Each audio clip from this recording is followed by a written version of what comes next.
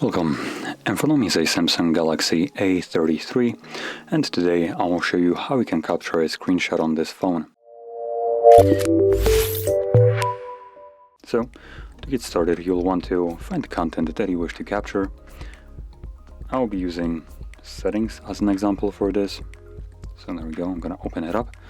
And once it's open and visible on your screen, you just press power key and volume down at the same time. Just a simple click.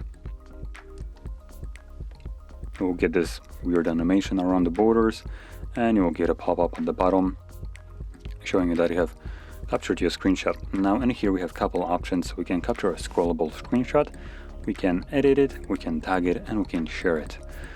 And this will stay open the first time around. Later on, once you capture your screenshot again, it will then disappear basically after like about a second or so.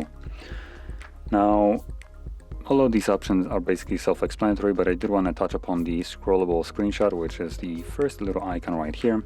So I'm gonna tap on it, and you'll see that it kind of starts scrolling, just a single like slides every time you tap on it. And once you are satisfied with however far down it went, you can just disregard it and it should disappear. Or not. Oh, there we go. So let's see. That screenshot should be now located in our gallery application. So I'm going to open it up.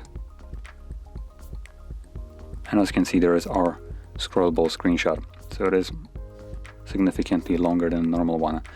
Now, when you capture your screenshot by pressing these two buttons, it captures it initially, and then if you decide to make it scrollable, it will replace it with a scrollable, so long version of it instead of the short one.